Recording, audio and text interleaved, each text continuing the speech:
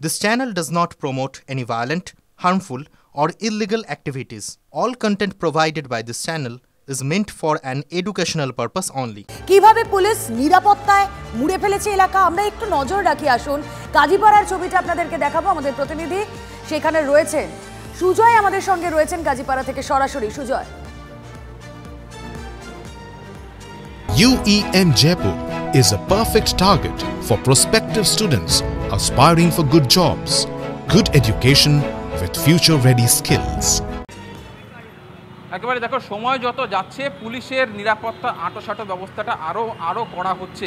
আমি কাজীপাড়া মোড়ে রয়েছি, আমি এক এক করে ছবি দেখানোর চেষ্টা করবো। আমার সহকর্মী সুদেবকে বলবো যে দেখো, এখানে পুলিশের তরফ থেকে মাইকের ব্যবস্থা করা হয়েছে, অর্থাৎ জমায়েত যদি তৈরি হয়, যদি ভিড় হটানোর প্রয়োজন হয়, পুলিশ আগেই বল প্রয়োগের রাস্তায় যাবে না। পুলিশ আগে মাইকে ঘোষণা করবে যে তাদের এই জমায়েত বা মিছিলটাকে অবৈধ ঘোষণা করা হয়েছে।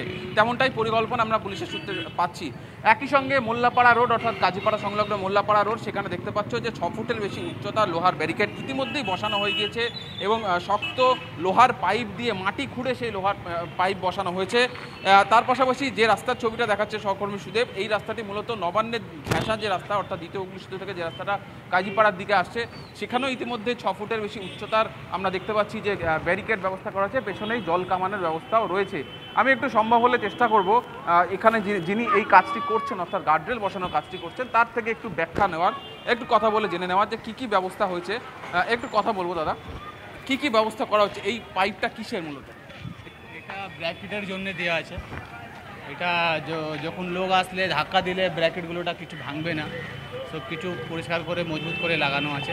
মাটির নিচে কতটা আছে একটু দেখাবেন?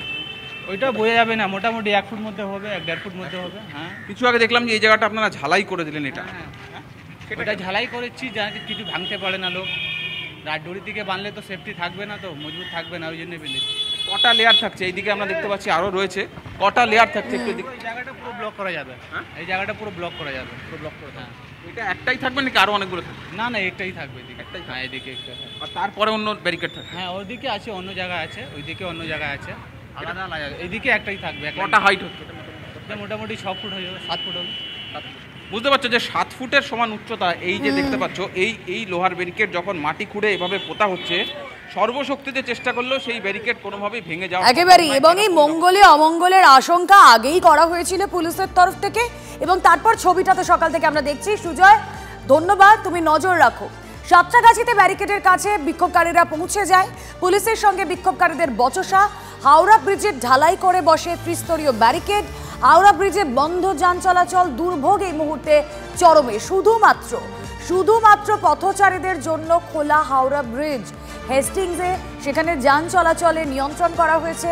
স্ট্র্যান্ড রোড থেকে ঘোরানো হচ্ছে গাড়ি, পাশাপাশি এমজি রোড, কলকাতা থেকে হাওড়া ঢোকার সমস্ত রাস্তা এবং হাওড়া থেকে কলকাতায় ঢোকার সমস্ত রাস্তাতেই কিন্তু এই মুহূর্তে যান নিয়ন্ত্রণ করা হয়েছে। এবং আপনাদের বলে রাখি, আজই কিন্তু ইউজিসি নেট পরীক্ষা রয়েছে, আপনারা জানেন। সেই সমস্ত কিছু মাথায় রেখে যান চলাচল কিভাবে নিয়ন্ত্রিত হচ্ছে, সাধারণ মানুষের কি আদৌ দুর্ভোগে পড়তে হচ্ছে, জানাবেন প্রতিনিধি সায়ন্ত ভট্টাচার্য রয়েছেন সঙ্গে। সায়ন্ত, একদমই। দেখো, আজকে নিট পরীক্ষা রয়েছে, তার কথা মাথায় রেখে কিন্তু কলকাতা পুলিশ একাধিক রাস্তায় ট্রাফিক চলাচল বা গাড়ি নিয়ন্ত্রণের ব্যবস্থা করেছে। কিন্তু যেটা সবথেকে গুরুত্বপূর্ণ রাস্তা, সেটা হচ্ছে হাওড়া স্টেশন থেকে কলকাতা সংযোগকারী এই হাওড়া ব্রিজ। সেই হাওড়া ব্রিজ কিন্তু সম্পূর্ণ বন্ধ, শুধু পথচারীরা চলাচল করছে। তুমি দেখতে পাচ্ছ যে রাস্তাটি ফুটপাথ, মানে রাস্তাটি প্রায় ফুটপাথ রয়েছে, ফুটপাথ দিয়ে সাধারণ মানুষ চলাচল করতে পারছে, কোনো গাড়ি চলাচল করতে পারছে না। মূলত সমস্যায় পড়েছেন যারা কর্মব্যস্ত তার দিনে, যারা অফিস কর্মী তারা। কারণ হাওড়া স্টেশনে ট্রেন থেকে নেমে তাদেরকে কলকাতার দিকে আসতে হচ্ছে, তারা কিন্তু পায়ে হেঁটেই তাদেরকে আসতে হচ্ছে, কারণ কোনো গাড়ি চলাচল চলছে না। একই সঙ্গে যেভাবে ত্রিস্তরীয় ব্যারিকেড এবং তার ঠিক পেছনে দ্বিস্তরীয় ব্যারিকেডের ব্যবস্থা করা হয়েছে, সব মিলিয়ে কিন্তু না সায়ন্ত, যদি হাওড়া ব্রিজ থেকে তারা পায়ে হেঁটেও আসেন, সেই রাস্তাটাও অনেকটা। আবার পায়ে হেঁটে কোথায় আসছেন, কোথা থেকে তারা তাদের গন্তব্যের জন্য বাস ধরছেন বা কিভাবে ট্রাভেল করছেন, কারণ প্রত্যেকটা রাস্তাতেই তো যান নিয়ন্ত্রণ করা হচ্ছে। একদমই, দেখো হাওড়া ব্রিজ থেকে নেমেও যে তারা যে সঠিকভাবে চলাচল করতে পারছে তাও কিন্তু নয়, কারণ এমজি রোড, স্ট্যান্ড রোড সবই প্রায় বন্ধ করে দেওয়া হয়েছে, যাতে কোনো আন্দোলনকারী বা কেউ মিছিল করে প্রবেশটা করে যেতে পারে নবান্নের দিকে। আমি আমার ক্যাম্পাসের কুণালকে বলবো একটা ছবি দেখানোর জন্য। তুমি দেখতে পাচ্ছ যে যারা সাধারণ মানুষ তারা কিন্তু মূলত এভাবেই ফুটপাতের ওপর থেকে তারা হাওড়া স্টেশনের দিক থেকে লাইন দিয়ে এভাবেই তারা আসছেন। আমি তাদের সঙ্গে কথা বলবো। এই যে আপনারা আসছেন হাওড়া স্টেশন থেকে, কতটা সমস্যা হচ্ছে? গাড়ি চলাচল সব বন্ধ, হেঁটে হেঁটে যাচ্ছি আর কি করবো, গাড়ি যাচ্ছি, গাড়ি বন্ধ।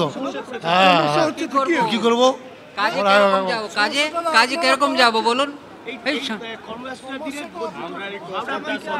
হ্যাঁ, কি করে বলা যাবে এটা? সাধারণ মানুষের যে দুর্ভোগ হচ্ছে সেটা তো আর বলার অপেক্ষা রাখে না, কারণ হাওড়া স্টেশন থেকে ব্রিজ তাদেরকে ফুটপাথ ধরে হেঁটে আসতে হচ্ছে, তারপর তাদের গন্তব্যের জন্য গাড়ি ধরতে হচ্ছে। কিন্তু এই সিচুয়েশন কি হওয়ার কথা ছিল? কারণ গতকাল এডিজি দক্ষিণবঙ্গ সুপ্রতিম সরকার তিনি আশ্বস্ত করেছিলেন সাধারণ মানুষকে দুর্ভোগে পড়তে হবে না। শুনুন একবার। কালকে পরীক্ষা রয়েছে, বহু সংখ্যক ছাত্রছাত্রী পরীক্ষা দেবেন। আমাদের কাছে অনেক মেসেজ আসছে কি করে যাব, অসুবিধে পড়বো কিনা। ছাত্র সমাজের আন্দোলনের ডাকে ছাত্রছাত্রীরা ব্যাপক অসুবিধার মধ্যে পড়েছেন, আশঙ্কার মধ্যে আছেন, উদ্বেগের মধ্যে আছেন। আপনাদের মাধ্যমে, সংবাদ মাধ্যমের মাধ্যমে আমরা জানাতে চাই যে কালকে রাস্তায় পর্যাপ্ত পুলিশি বন্দোবস্ত থাকবে এবং পরীক্ষার্থীদের যাতে কোনো অসুবিধে না হয় সেটা আমরা খেয়াল রাখবো।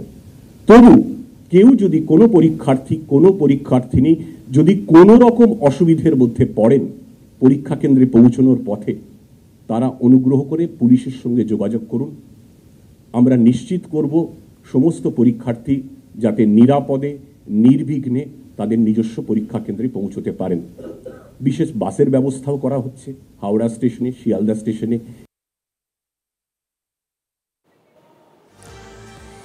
আমরা হাওড়া ব্রিজের ছবি আপনাদের দেখালাম, সেখানে সাধারণের দুর্ভোগের ছবিটা স্পষ্ট।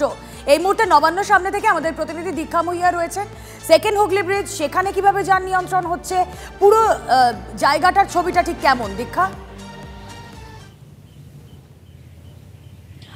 দেখো, আমি দাঁড়িয়ে আছি নবান্নের সেই জায়গায় যেখান থেকে দ্বিতীয় হুগলি সেতু এর থেকে নেমেই নবান্নে ঢোকা যায় লাস্ট ব্যারিকেড, সেখানে আমরা দেখতে পাচ্ছি। আমার সহকর্মী কল্যাণকে দেখাতে বলবো। দেখো, আমি যেখান থেকে দাঁড়িয়ে আছি হার্ডলি 100 মিটারস হবে নবান্নের যে দূরত্ব। এখানে লাস্ট ব্যারিকেড কলকাতা দ্বিতীয় হুগলি সেতু হয়ে এসে যে ব্যারিকেডটা দেখে যায়, এখান দিয়ে নবান্নে যেতে হয়, যেখানে আমরা দেখতে পেয়েছি 10:48 মুখ্যমন্ত্রী মমতা বন্দ্যোপাধ্যায় নবান্নে ঢুকে গিয়েছেন। তারপরে আমি যদি এখন দ্বিতীয় হুগলি সেতুর ছবিটা একটু ক্লোজ করে দেখাতে বলি, টোলে একমাত্র ছোট গাড়িকেই কিন্তু এই মুহূর্তে আমরা দেখতে পাচ্ছি আসতে দেওয়া হচ্ছে। বাস চলাচল নিয়ন্ত্রণ করা শুরু হয়ে গিয়েছে। কলকাতার উপাস থেকে বাস আর আসছে না বললেই চলে। ছোট সে সমস্ত গাড়ি, গতকালই যেটা এডিজি ল অ্যান্ড অর্ডার এবং এডিজি সাউথ বেঙ্গল ঘোষণা করেছিলেন, ছোট গাড়ি তাদেরকে তার পরিচয়পত্র দেখিয়ে যেদিকে যাবার সেই দিকেই ডাইভার্ট করা হচ্ছে। কিন্তু দেখতে পাচ্ছ টোলের সামনে পরপর গাড়ি দিয়ে, পুলিশের গাড়ি দিয়েই কিন্তু পুরো বন্ধ করে দেওয়া হয়েছে। অর্থাৎ বলতে পারা যায় যে হাওড়ার দিকে যে আমরা দ্বিতীয় হুগলি সেতুর যে এন্ড হাওড়ার দিকে বা দ্বিতীয় হুগলি সেতুতে ওঠার যে জায়গা হাওড়ার দিকে, সেখান থেকে দেখতে পাওয়া যাচ্ছে ছোট একটা দুটো বাইক আসছে, তারপরে আর কোনো গাড়ি যাচ্ছে না। এমার্জেন্সি যে সমস্ত গাড়ি আছে, যেগুলো বলাই ছিল যে এমার্জেন্সি পারপাসে অ্যাম্বুলেন্স বা অন্য যে ওষুধের গাড়ি বা যে সমস্ত নিত্য প্রয়োজনীয় গাড়ি ছাড়া কোনো কিছুই আর আসবে না আমরা দেখতে পাচ্ছি এখন। কারণ কাছাকাছি সময় হয়ে আসছে, যে জমায়েতের সময় বলা হয়েছে 1টার সময়, কলেজ স্কোয়ার থেকে এবং সাদ্দাগাছি থেকে সময় এগিয়ে আসছে ততই আমরা দেখতে পাচ্ছি ব্রিজের উপর যান নিয়ন্ত্রণ করা হচ্ছে। এমনিতেই আমরা জানি যে 6000-এরও বেশি পুলিশ ফোর্স মোতায়েন করা হয়েছে এবং সব থেকে বেশি মনে হয় পুলিশ ফোর্স মোতায়েন করা হয়েছে নবান্ন এবং চারপাশে। কারণ নতুন আইন অনুযায়ী যেটা আগে 144 ছিল, এখন সেটা 163 ধারা, অর্থাৎ এখানে কিন্তু 5 জনের বেশি অ্যাসেম্বল করা যায় না। সেই কারণেই যে লাস্ট ব্যারিকেড, অর্থাৎ কলকাতা থেকে এসে নবান্নে ঢোকার যে লাস্ট ব্যারিকেড, সেখানে বিশাল পুলিশ ফোর্স মোতায়েন করা রয়েছে।